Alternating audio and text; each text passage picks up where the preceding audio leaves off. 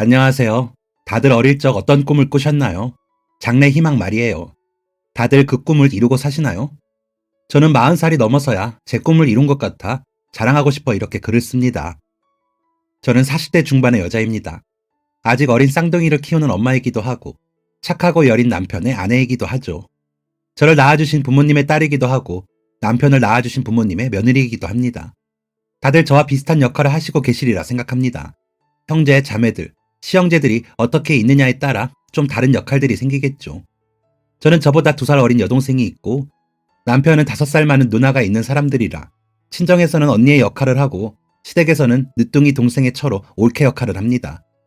왜 이렇게 역할 이야기를 하는지 궁금하시죠? 저의 어릴 적 꿈이 바로 여러 역할을 하는 연기자였거든요.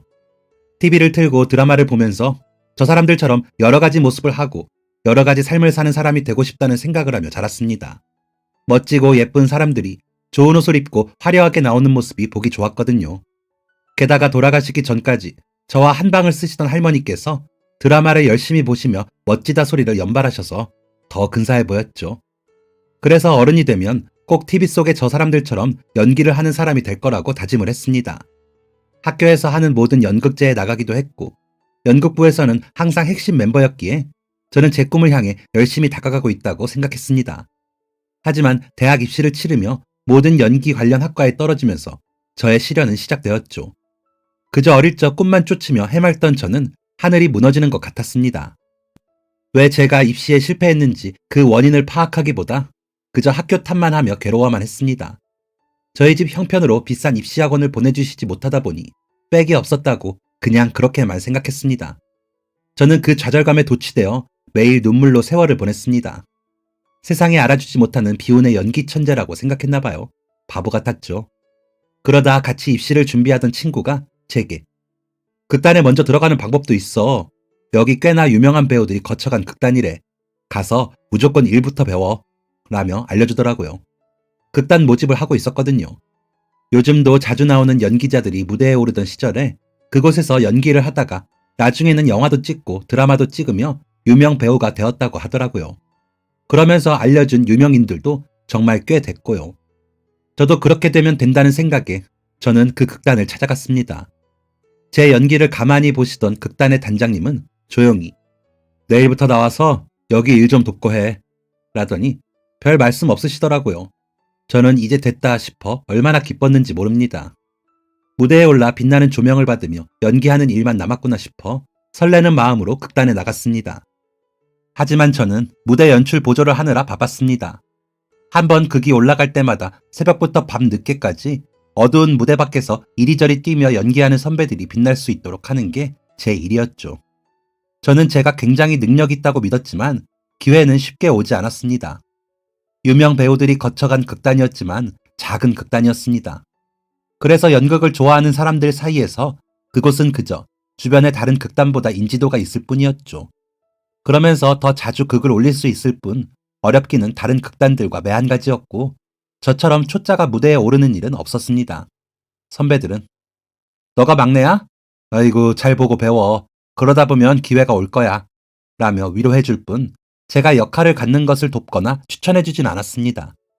그랬기에 열심히 선배들의 무대를 보고 밤 늦게까지 연습하는 게 일상이었죠. 다들 떠난 극단에 남아 저와 비슷한 처지의 동료들과 연습을 하는 그때는 정말 당장이라도 무대에 오를 수 있을 것 같았습니다. 같이 연습하는 동료도 저와 같은 생각으로 열심히 했습니다. 저희끼리 느낌으로는 무대에 오른 선배들보다 나을 때도 있다는 착각을 했죠. 그러면서 서로서로 가깝게 지내게 됐습니다. 밤 늦게까지 연습하다 보면 집에도 못 가고 극단에서 웅크리고 잘 때도 있고 같이 술도 마실 때도 있다 보니 안 친해지려야 안 친해질 수가 없었습니다. 서로에 대해 속속들이 아는 형제보다도 가까운 사이가 됐죠. 그렇게 한 3년을 고생했습니다. 후배들도 생기고 더 이상 무대 연출만 하지도 않았고 분량이 매우 적은 조연이기는 하지만 무대에 오르기도 했습니다. 그러다 저와 동갑인 한 후배가 저보다 더 큰 배역을 맡는 것을 보게 되었습니다. 저보다 인물도 좋았고 연기도 잘했죠. 대학에 다니다가 극단에 들어왔다던 그 후배는 그 후로도 곧잘 제법 큰 역할을 맡아 무대에 올랐습니다. 저는 부하가 치밀어 올랐지만 제가 봐도 그 후배의 발성과 연기가 더 뛰어났기에 단장님께 따지지도 못했습니다. 그저 더 열심히 하다 보면 알아주겠거니 하며 막연한 생각을 가지고 연습에 연습을 했습니다. 하지만 전처럼 집중이 안 되더라고요. 그러다 보니 연기도 늘지 않고 제가 맡은 배역이 너무 초라하게 느껴져 견딜 수 없을 정도가 되었습니다. 당연히 연기는 좋지 못했고 실수가 늘면서 그 다음 작품엔 작은 역할도 맡지 못했습니다. 다시 무대 연출부에서 잡일을 하게 되었습니다. 그런 저에게 아무도 말을 걸지 않았습니다. 차라리 혼을 내거나 쫓아냈으면 제가 정신을 차렸을지도 모르는데 그러지도 않으시더라고요. 세상에 혼자 버려진 것 같았습니다. 집에서는 제 속도 모르고 그 돈도 안 되고 집에도 못 들어오는 일 그만둬라 라고 성하셨고, 동생은 언니 차라리 공채 시험을 봐. 그런 극단에서 역할도 제대로 못 맡으면서 시간만 죽이지 말고 라고 하더라고요. 그래서 동생 말대로 극단 몰래 공채 시험도 보기도 했습니다. 물론 집에도 비밀이었죠. 떨어지면 뭐라고 변명할 말이 없으니까요. 역시나 저는 모든 공채 시험에서 떨어졌습니다. 겨우 작은 극에 작은 배역이나 하던 고졸에게 공채의 벽은 더 높은 거였더라고요. 떨어질 거라고 예상은 했었지만 제 마음속 소용돌이는 걷잡을 수 없을 만큼 커졌습니다. 술도 많이 먹고 무단으로 극단에 출근도 안 했습니다. 피워보지도 못한 제 연기 인생은 다 끝났다고 생각하고 울기만 했습니다. 부모님은 갑자기 나가지도 않고 울기만 하는 제 모습에 놀라셨는지 처음에는 별 말을 안 하시더라고요. 곧 큰 무대도 서고 TV에도 나올 거라며 부모님이 아무리 싫은 소리를 해도 굳건히 극단에 나가던 제가 그러고 있으니 놀라실 만도 하죠. 동생도 매번 깝죽거리며 저를 놀리고는 했었는데 그때는 그러지 않았습니다. 그러길 한 이틀 했나? 한 선배가 집 앞이라고 전화를 주셨습니다. 얼른 나갔죠. 또 선배를 기다리게 할 수는 없었으니까요. 눈도 팅팅 붓고 이틀 동안 술만 마셨기에 꼴은 말이 아니었습니다. 선배는 제 꼴을 보고 별말을 하지 않더니 앞서서 걸어 근처 공원에 가 벤치에 앉더라고요. 저도 말없이 그 선배 뒤를 따라 걸었습니다. 그 선배는 군대를 제대하고 극단에 들어와 저보다 2년 먼저 극단에 있는 사람이었습니다. 지방의 연극 영화과를 졸업하고 군대에서도 연기를 했다고 하더라고요. 그 덕에 연예인들과도 친분도 있다고 다른 선배를 통해 듣기도 했기에 그 선배는 언젠가 잘 될 거라고 저희끼리 우러러보기도 했던 선배였습니다. 물론 저와는 크게 접점이 없어 크게 가깝지 않았지만 남자 후배들은 꽤나 따르던 선배였습니다. 성격도 좋고 마음이 여려 어려운 후배들을 잘 도와준다고 하더라고요. 말 그대로 좋은 선배였죠. 그런 선배가 갑자기 저를 찾아와 제 앞에 걷고 있는 그림은 제가 생각해도 좀 이상하게 느껴졌습니다. 하지만 차마 왜 오셨냐고 묻지도 못하고 그저 천천히 선배 뒤를 따라 벤치에 나란히 앉았습니다. 한참을 나무 사이만 보던 선배는 피식 웃더니 술 마셨니? 냄새 많이 난다 하더라고요. 저는 웃지도 않고 그저 작은 목소리로 네 라고만 대답을 했습니다. 그런 저를 보지도 않고 다시 나무 사이를 보던 선배는 너 몇 살이지? 라고 묻기에 22살이요. 곧 23살 돼요. 라고 답을 했더니 고개를 돌려 저를 내려다보는 것 같더라고요. 선배의 시선이 느껴졌지만 저는 여전히 구겨 신고 나온 운동화 발끝만 바라보고 있었습니다. 야, 좋을 때다. 아직 실패하는 경험을 더 많이 할 나이지. 너 내가 몇 살인지는 아니? 나 28살이야. 그런데도 너보다 더 나은 배역은 못 맡아봤어. 그래도 나는 행복해. 연기할 수 있잖아. 라더니 나직이 웃더라고요. 저는 말없이 선배를 봤습니다. 나도 주인공 꽤 했어. 이 극단 들어오기 전에는. 군대 가기 전에는 공채 시험도 많이 봤다. 제대할 때 얼마나 고민했는지 아니? 연기 그만둘까 하고. 그런데 못하니까 병나더라. 왜 신병 걸린다고 하잖아. 연기 못하니까 나 혼자 중얼거리면서 대사하고 있더라고. 그래서 무슨 역할이라도 좋으니까 연기만 할 수 있다면 좋다 하고 극단에 들어왔지. 무대 연출팀, 대본팀 안 가리고 시켜만 주면 뭐든 다 했어. 그래야 단역이라도 맡아서 무대에 오를 수 있으니까. 라더니 선배는 저를 다시 내려다봤습니다. 그러더니 너 혜정이 들어오고 흔들리는 거 알겠더라. 단장님도 아셨겠지. 다른 선배들, 동기들, 후배들도 다 알았을 거야. 물론 상관없는 사람들도 있지. 선택은 너가 하는 거니까. 그런데 미나야, 너 연기 안 하고 살 수 있어? 라고 묻는 선배의 말에 저는 그저 엉엉 울어버렸습니다. 그랬습니다. 화려한 연예인의 삶을 막연히 동경해 시작한 일이었지만 저는 연기가 좋았습니다. 중학교 때부터 무대에만 올라가면 다들 하던 칭찬에 온몸에 소름이 돋을 정도로 희열을 느꼈기에 연기라는 끈을 잡고 있었거든요. 비슷한 처지의 선배가 진심을 다해 이야기를 해주는데 누구에게도 털어놓지 못했던 마음이 눈물로 와르르 쏟아져 나오고 말았던 거죠. 그렇게 우는 저를 선배는 그저 가만히 두더라고요. 한참을 그렇게 울다가 겨우 진정이 된 저를 보고 술은 이미 많이 마신 것 같으니까 이만 갈게. 내일 극단에서 보자. 간다. 하더니 저와 함께 걸었던 반대 방향으로 가버리더라고요. 저는 그런 선배에게 일어나 인사를 한 뒤 그 뒷모습을 한참 바라봤습니다. 집으로 돌아온 저는 욕실에 가 깨끗이 씻고 나와 밥을 먹고 방에 들어가 잠을 잤습니다. 다음날 아침 오랜만에 푹 자고 일어나 다시 극단으로 출근을 했습니다. 모두가 아무 일 없다는 듯 대해주시더라고요. 저에게만 변화가 생겼습니다. 선배에게 자꾸 눈길이 가더라고요. 선배는 정말 선배가 위치한 어느 곳에서든 열심히 하는 사람이었습니다. 화도 잘 내지 않고 은은한 미소를 보이며 다른 사람의 실수에도 의연하고요. 보면 볼수록 좋은 사람이라는 게 느껴졌습니다. 연기도 꽤나 훌륭하게 했습니다. 특히나 나이 든 노인 연기는 탁월하다라고 할 만큼 잘했습니다. 다른 선배는 인생 2회차라며 야, 규민이 너는 어떻게 그렇게 노인 연기를 잘하냐? 라며 크게 칭찬하기도 했습니다. 모두가 인정했죠. 그러자 선배는 누뚱이라 저희 아버지를 생각하면서 해요. 아직 그렇게까지 나이가 많으신 건 아니지만 더 나이 드시면 이러실 것 같아서요. 라며 웃었습니다. 배시시 웃는 그 얼굴이 너무 좋아 보였습니다. 네, 제가 그 선배를 그날 이후로 좋아하고 있더라고요. 나긋나긋한 말투도 좋았고 누구에게나 친절한 모습도 좋았습니다. 부드러운 말투로 넌지시 건네는 모든 말들이 제게는 위로가 되기도 했고요. 하지만 누구에게도 말을 하지 못했고 표를 낼 수도 없었습니다. 들키고 싶지 않은 비밀이었죠. 선배가 좋아지니 극단의 모든 활동도 더 적극적으로 열심히 하게 됐습니다. 그래서인지 연기가 좋아졌다는 말도 더 많이 듣게 되었고 전보다 더 비중 있는 역할도 하게 되었죠. 그러다 선배와 시아버지 며느리 역할을 맡으며 전보다 더 가까이 지내게 됐습니다. 선배는 극에서처럼 저에게 아가야라고 부르며 잘 대해주셨습니다. 누구에게나 그런 사람이었지만 선배가 부르는 아가야 소리가 너무 듣기 좋았습니다. 그렇게 곁에만 있어도 충분하다고 생각했습니다. 감히 연애를 할 엄두도 못 내던 형편이었기에 저는 그저 그것만으로도 좋았습니다. 그렇게 그 극이 잘 마무리되고 회식날 선배가 저를 보고 아가야 이리 와 앉아 고생했다 라며 챙겨주시더라고요. 기분 좋게 선배가 챙겨주는 자리로 가 앉아 술을 한 잔 받으며 고생하셨습니다 라고 인사를 하고 있는데 저와 동갑내기 후배가 그 선배 곁으로 가 앉더니 선배 저도 한 잔 주세요. 다음 작품에서는 선배랑 부부 연기하면 좋겠어요 라며 팔짱을 끼는 겁니다.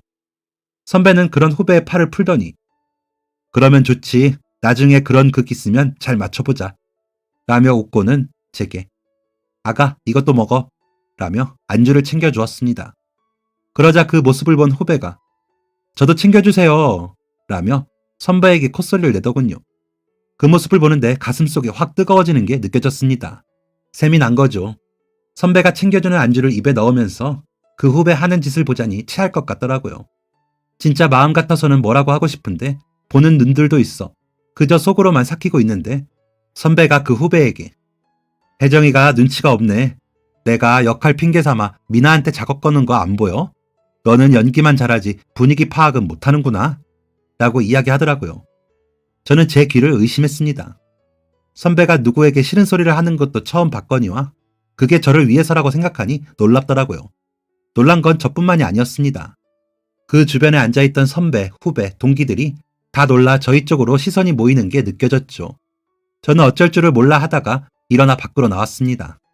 짓궂은 동료들은 워라며 소리를 내면서 놀리는데 온몸이 불타듯 뜨거워지는 게 느껴져 서둘러 나왔습니다. 가게 문을 열고 나와 바람을 쏘이고 있는데 선배가 따라 나왔더라고요. 선배를 보자 온몸이 굳어 어떻게 해야 할지 몰라 허둥지둥거리고 있는데 선배가 내가 너무 내 생각만 했지. 미안하다. 그런데 난 솔직하고 싶었어. 라며 웃더라고요. 무슨 용기였는지 한 잔 마신 술 탓이었는지 그런 선배를 바라보며 저도 선배 좋아해요. 라고 해버렸습니다. 그러자 선배는 저를 내려다보더니 알아. 그거 우리 극단 사람들 다 할걸. 근데 내가 먼저 좋아했어. 너만 몰랐지. 라면서 또다시 웃으며 제 머리를 쓰다듬었습니다. 그러고는 제 손을 잡고 다시 회식 장소로 들어가더라고요. 저는 조용히 선배가 잡은 손을 따라 들어가 선배 옆자리에 앉아 술을 마셨습니다. 그런 저희를 극단 동료들은 힐끗거리긴 했지만 더 이상 별말 않고 각자 회식을 즐겼습니다. 한 사람만 빼고요. 혜정 후배는 저희를 계속 주시하더라고요. 그 후로 혜정 후배는 계속 비중이 큰 역할을 맡았습니다. 여전히 연기도 잘하고 예뻤죠. 그러다 아는 선배가 큰 극단으로 오라고 한다며 극단을 그만두었습니다. 그러더니 TV나 영화에도 제법 나오더라고요. 그 모습을 볼 때마다 왜 저런 애를 두고 내가 좋다고 했을까 하는 궁금증은 있었지만 차마 선배에게는 묻지 않았습니다. 요즘도 예쁘거든요. 그렇게 선배와 저는 서로의 가장 가까운 친구이자 동료가 되었습니다. 선배는 남자친구가 되고 나서도 여전히 친절했고 부드러운 사람이었습니다. 물론 연기에 대해 평해줄 때는 제법 날카롭게 말해주고는 했지만 그럼에도 세상에서 가장 든든한 제 편이 되어주었습니다. 주변에서는 부러워하는 커플이 되었죠. 그렇게 몇 년을 저희는 극단 생활을 했습니다. 극단은 어려운 탓에 출연료라도 받으라고 저희를 어린이 극단에도 소개해주고 다른 대형 극단에도 소개해 주었습니다. 그러다 보니 뿔뿔이 흩어져 일을 하는 날이 늘어났죠. 수입이 늘었다고 해도 용돈벌이나 겨우 되는 상황이었지만 전보다는 경제 사정이 좋아지기는 했습니다. 그렇게 연차가 쌓이면서 저와 남자친구는 제법 비중 있는 역을 하기도 했습니다. 그럴 때 가족들을 초대해 선보이기도 했고요. 하지만 이렇다 할 결과를 내지는 못했죠. 그러다 보니 부모님의 걱정은 커져갔고 동생보다 사람 구실을 못하는 저를 가족조차도 한심해 하더라고요. 그런 분위기에 휩쓸려 연기를 그만해야 하나 싶었습니다. 아르바이트를 하고는 있었지만 그걸로 부모님이 바라는 사람 구실은 못하는 거였으니까요. 그런데 남자친구는 저보다 더 여유가 있었습니다. 나이도 저보다 6살이 많은데 급하지 않는 건지 한 번도 연기를 포기해야겠다는 소리를 안 하더라고요. 물론 저처럼 여기저기 아르바이트를 했지만 전혀 쫓기는 사람처럼 보이지 않았습니다. 그런 남자친구를 보며 저도 버틸 수 있었던 것 같습니다. 연기가 그저 좋았으니까요. 그러던 찰나에 남자친구 입에서 결혼 이야기가 나왔습니다. 알다시피 내가 늦둥이라 부모님이 연세가 많아. 나도 미나가 아직은 부담스러운 것 아는데 그래도 난 결혼을 미나랑 하고 싶어 라고 하더라고요. 저도 막연하게 남자친구와 함께라면 행복한 결혼 생활을 할 수 있을 것 같았습니다. 그래서 저희 부모님께 인사를 갔습니다. 결혼 허락받으러 간 거죠. 그런데 부모님은 둘 다 그러고 있으면 뭐 손가락 빨고 살래? 아니, 우리 미나보다 나이도 많다면서 그렇게 현실성이 없어요? 안 돼. 되는 소리를 해야지. 안 돼. 결혼한다더니 어디서 지 같은 사람을 데리고 와? 아휴, 아휴 라며 반대를 하셨습니다. 생각지도 못하게 너무 큰 산을 만난 저희는 난감했습니다. 그런데도 남자친구는 부모님 입장에서 그러실 수 있지. 미나가 눈치 많이 받겠다. 우리가 더 잘해야지. 라며 제 손을 잡고 웃었습니다. 그런 남자친구를 위해 저는 부모님께 우리 둘이 좋다고 하잖아. 엄마 아빠가 반대해도 난 결혼할 거야. 우리 둘이 이렇게 무대하면서 살면 돼. 여태 내가 보태달라고 한 적 있어? 연기 학원 못 보내줘도 내가 알아서 여기까지 왔잖아. 내 형편, 내 열정 다 이해해주는 사람이야. 이 사람이랑 결혼하면 난 평생 행복할 수 있어. 엄마 아빠는 내 행복보다 다른 게 중요해? 라며 강력하게 나섰습니다. 그리고는 방에 틀어앉아 밥도 안 먹고 시위를 했죠. 부모님은 너가 지금 눈에 뭐가 씌어서 그렇지. 나중에 우리 말이 맞지 할 거다. 라며 제 시위를 본 척도 안 하셨지만 제 시위가 길어지자 결국에는 다시 오라고 해. 너 나중에 왜 안 말렸냐고 우리 원망하지 마라. 하시더니 남자친구에게 얘가 철이 없으면 자네라도 철이 있어야지. 어휴, 그래. 그렇게 좋다니까 살아봐. 살다 보면 다른 일도 하겠지. 라며 허락해 주셨습니다. 그렇게 겨우 부모님 허락을 받고 남자친구 집에 인사를 가면서도 저는 벌써 긴장이 되더라고요. 저희 부모님 같으실 거라고 생각을 했거든요. 저희 부모님께 열심히 살겠습니다. 라고 답한 남자친구는 부모님이 어떤 분들인지 말해주지 않았거든요. 그저 저희 부모님께 허락받은 것만으로 기뻐했습니다. 하지만 저는 남자친구와 원룸에 살아도 지금처럼 곁에서 서로 응원해주고 서로만 있다면 다 상관없었습니다. 밥만 안 굶고 살면 되지 하는 생각도 했습니다. 남자친구 부모님은 저를 굉장히 반기셨습니다. 아버님은 남자친구가 역할을 하면서 했던 노인 분장과 닮아 익숙하기까지 했죠. 어머님은 제 손을 덥석 잡으시더니 아이고, 우리 전에도 봤죠, 극장에서? 이렇게 분장 안 하고 있으니까 더 예쁘네 라면서 반겨주셨습니다. 남자친구는 그런 부모님과 저를 번갈아 보며 배시시 웃더니 우리 부모님 이제 소원 풀었지? 우리 미나한테 고마워해요. 미나 아니면 난 결혼 생각도 안 했어. 알죠? 라면서 너스레를 떨더라고요. 그렇게 남자친구 부모님께 인사를 드리고 상견례 날짜를 잡고는 결혼은 일사천리로 진행됐습니다. 식은 저희가 처음 만난 극단의 극장에서 치렀고, 음식은 양가 어머님들이 준비를 해주신 걸 무대 위에서 먹었습니다. 극단 동료들과 친인척만 초대해 간결하게 치르자고 그렇게 계획을 하고 단장님께 부탁을 드리면서 생각했던 그림대로 식이 진행되어 저희 둘은 만족했던 결혼식이었습니다. 식을 진행하며 찍은 결혼식 사진이 전부였고, 예물 예단 없이 서로 반지만 나눠 꼈습니다. 집은 남자친구네 집 옥탑에서 지내기로 했고, 혼수는 방에 냉장고만 하고 말았습니다. 그마저도 극단 동료들이 돈을 모아 사주었고요.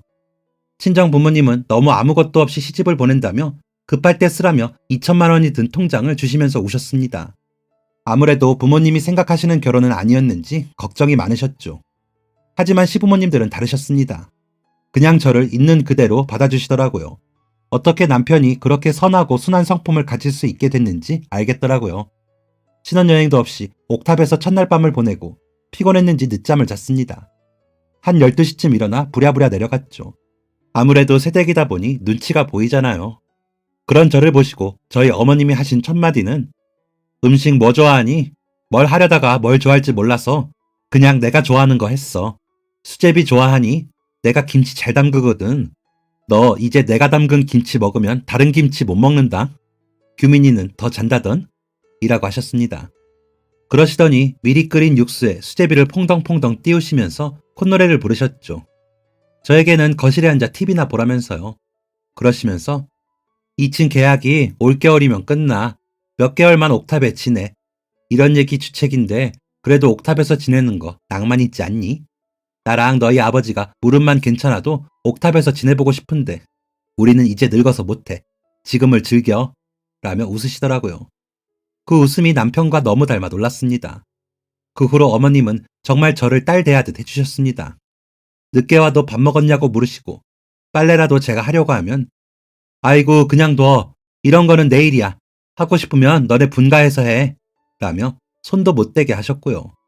극단이 쉬는 날에는 마당에서 바베큐 파티를 열어주시고는 했습니다. 제가 고기 좋아한다고 했거든요. 어머님과 아버님은 해산물 종류를 좋아하시면서 며느리 먹이겠다고 종류별로 고기를 해주셨습니다. 저희 친정 엄마보다도 저에 대해 더 잘 알고 계셨고 더 저를 살피셨습니다. 미나야 하면서 제 이름을 부르실 때는 제가 뭘 좋아하는지를 몰라 물어보실 때였습니다. 그런 시부모님이 너무 좋아서 친정 부모님께 가서도 나는 우리 어머님이랑 아버님 없으면 못 살 것 같아. 어제는 아버님이 나 좋아한다고 일부러 멀리 가셔서 막 잡은 한우 사오신 거 있지? 고기도 잘 안 드시면서 라며 철없이 자랑하고는 했습니다. 부모님은 처음에는 야, 그 집에서 너한테 왜 잘해주겠니?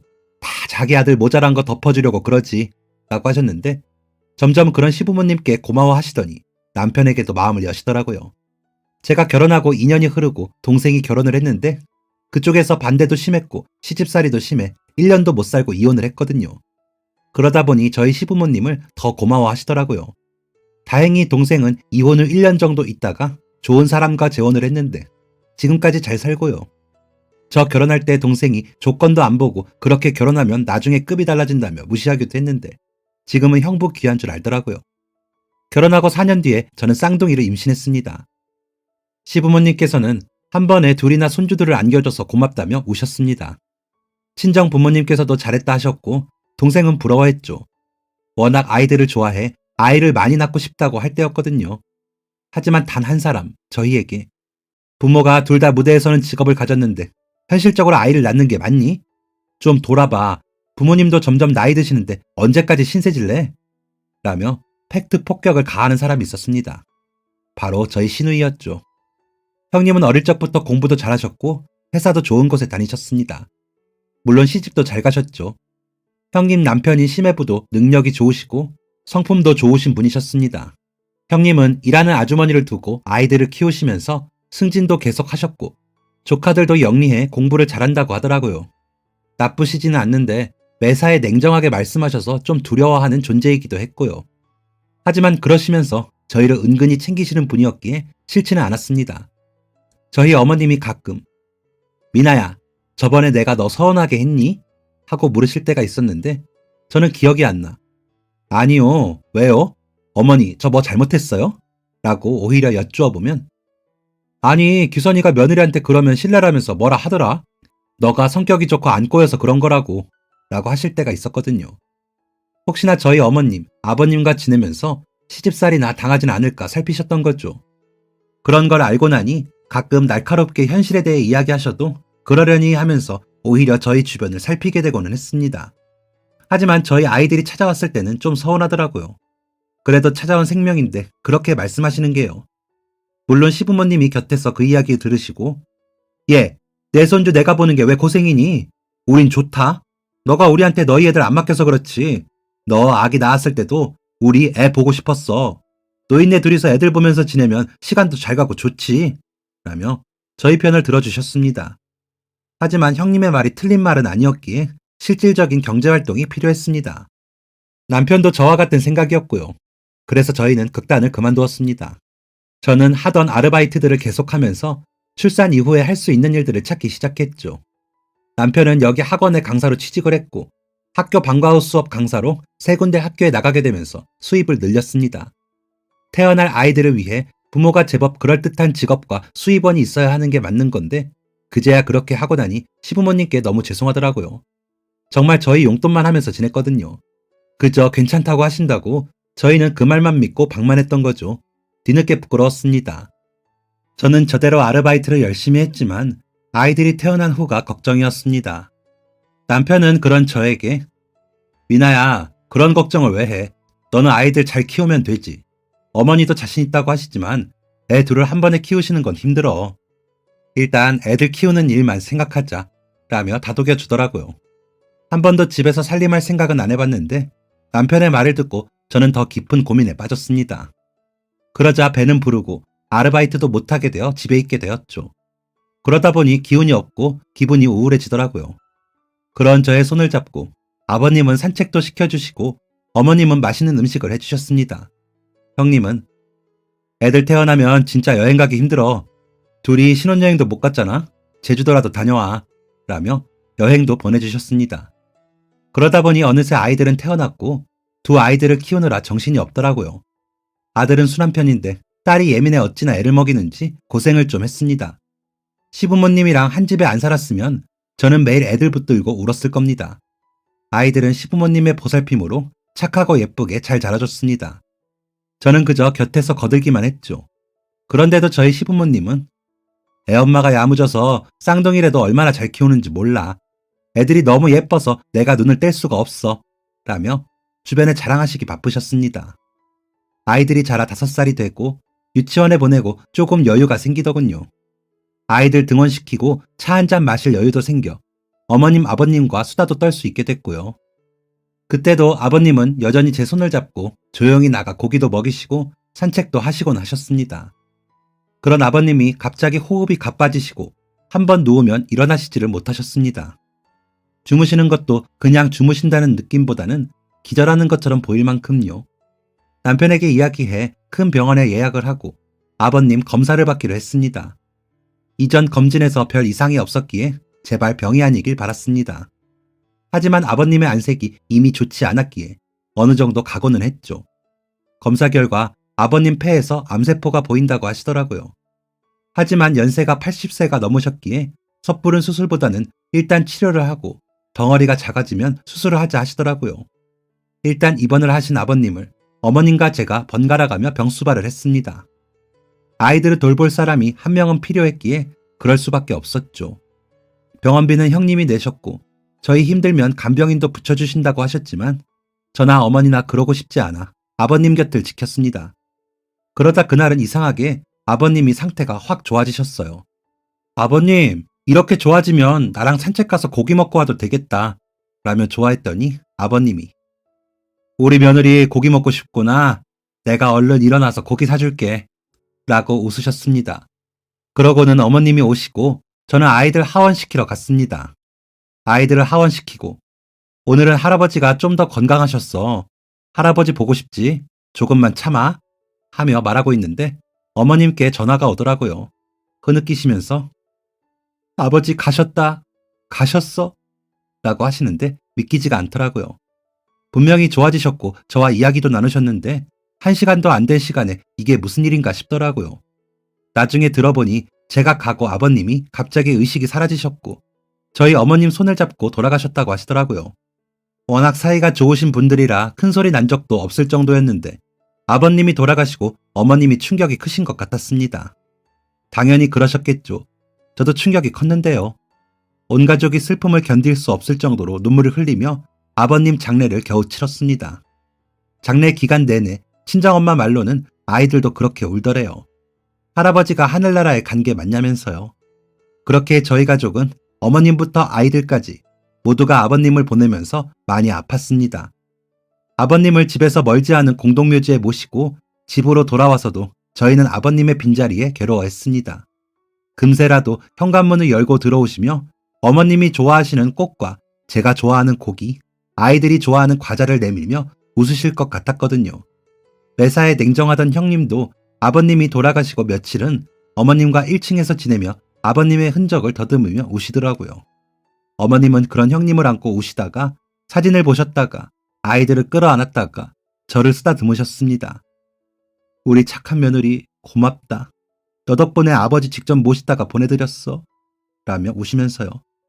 그런 시간들은 빈도수가 줄긴 했어도 꽤 오랜 시간 지속됐습니다. 남편은 출근을 하면서 어머님 방해가 인사를 전보다 더 꼼꼼히 했습니다. 어머님이 점점 말수도 없어지시고 전처럼 잘 웃지 않으셨거든요. 그나마 저와 아이들을 보면 웃으셨는데 잠깐이라도 혼자 계시면 멍하게 계실 때가 많았습니다. 그러던 어느 날 아이들을 하원시키고 집에 돌아왔더니 어머니가 부엌에서 음식을 하시고 계시더라고요. 여느 때와 마찬가지로 아이들을 반기시더니 저에게 아버지한테 전화 좀 해봐라. 이 양반이 아무리 전화를 해도 안 받으시네. 라고 하시는 겁니다. 깜짝 놀라 어머니, 아버님이 전화를 어떻게 받아요? 라고 되묻자 왜 못 받아? 어디 가신다던? 나한테 그런 말 없으셨는데? 라는 어머님의 표정은 정말 모르겠다는 표정이셨습니다. 곁에서 듣던 아들이 할머니, 할아버지는 하늘나라에 갔는데 전화를 어떻게 받아? 하고 물으니 어머님은 예끼, 그런 말 하면 못 써. 라며 아이를 나무라시더라고요. 그런 어머님을 보는데 문제가 생겼구나 싶더라고요. 그날 저녁 형님과 시매부를 오시라고 했습니다. 제게 말을 전해들은 남편이 어머니께 엄마, 오늘이 몇 월 며칠이야? 라고 물으니 글쎄, 모르겠어. 그나저나 너희 아버지는 왜 안 오시니? 라고 하시더라고요. 그러자 형님이 엄마 이름이 뭐야? 라고 물었는데 어머니는 내 이름? 뭐지? 하시더라고요. 모두들 놀라 어머님이 하시는 행동을 보기만 했습니다. 어머님은 갑자기 장롱을 열더니 이불을 다 꺼내셨다가 부엌에가 쪼그려 앉으시더라고요. 갑작스럽게 어머님의 행동이 이상해졌기에 저희는 더 놀랄 수밖에 없었습니다. 서둘러 병원을 예약했습니다. 형님 친구분 병원이 꽤나 유명한 곳이 있다고 해 부탁을 드려 빠른 날짜에 예약을 할 수 있었습니다. 여러 검사 결과 어머님은 우울증으로 인한 기억의 혼선으로 아버님이 돌아가신 걸 기점으로 기억이 손실되신 거라고 하시더라고요.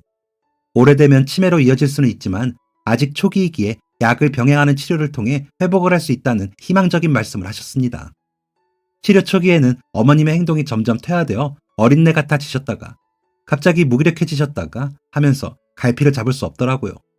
그래서 불같이 화도 내셨다가 아버님이 왜 오지 않으시냐면서 우기시기를 반복하셨죠.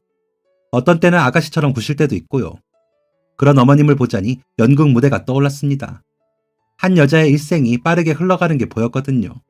그러다가 아이디어가 떠올랐죠. 어머님을 모시고 병원에 가서 선생님께도 여쭈어보기도 했고요. 혹시나 어머님께 혼란을 드리면 안 되잖아요. 그러고 나서 남편에게도 말을 했습니다. 우리 연극 한 편 하자. 라고요. 일종의 역할 치료라고도 하시더라고요. 의사 선생님께서도요. 그래서 남편이 그날부터 대략적인 대본을 썼습니다. 한 2주 걸리더라고요. 그러고는 어머니를 거실에 아이들과 형님네 가족, 어머님을 모시고 저희 집만의 연극을 시작했습니다. 저는 어머님 역할이었고 남편은 아버님 역할이었습니다. 내용은 어머님, 아버님이 처음 만나신 이야기, 아이들을 출산한 이야기, 자식들 결혼시킨 이야기 등등 시부모님이 평소에 우린 이랬다 하셨던 이야기들을 엮어 장면을 만들었습니다. 그러고든 마지막 장은 아버님이 돌아가시던 날이었죠. 남편이 노인 분장을 하고 아버님 역할을 할 때는 저도 모르게 눈물이 나려고 하더라고요. 그래서 아버님이 돌아가시는 장면에서는 저도 모르게 펑펑 울고 말았습니다. 남편은 눈물을 흘리면서도 마지막 대사를 하더라고요. 여보, 마누라, 우리 참 행복했어. 그게 다 당신처럼 좋은 여자를 만난 덕이었지. 고맙네. 당신 덕에 난 참 잘 살았어. 그러니까 당신도 남은 세월 잘 살다가 와. 자식들 애먹이지 말고. 내가 어디 안 가고 기다리고 있을게. 먼저 가서 미안해. 우리 또 만납시다. 라며 어머님의 머리를 끌어안고 겨우 대사를 마친 남편은 한동안 일어나지 못하고 울었습니다. 연극을 보시던 어머님은 울고 웃으시다 남편의 마지막 대사에 오열을 하며 규선이 아버지, 나도 데려가요. 내가 당신 없이 어떻게 살아? 라며 소리치셨습니다. 어머님의 그 절규에 저희는 같이 더 울었습니다. 그러고 그날 밤은 모두가 어머님 아버님 방과 거실에서 잠이 들었습니다. 어머님도 많이 우셔서인지 별 말 없이 주무시더라고요. 그러고는 다음날 아침 맛있는 냄새가 일어나 보니 어머님이 음식을 하고 계시더라고요. 반찬 없을 때 잘하시는 달걀찜을 하시면서요. 제가 주방으로 가자 잘 잤니? 나도 오랜만에 푹 잤다 하시더니 웃으셨습니다. 제가 조용히 어머님을 살피자 제 손을 잡고 고맙다 미나야 라고 하시더니 상을 차리셨습니다. 어머니는 그 후로 약도 점점 줄이시고 기억도 많이 돌아오셨습니다. 아이들도 할머니가 전처럼 돌아오시자 할머니와 더 잘 지내기도 했고요.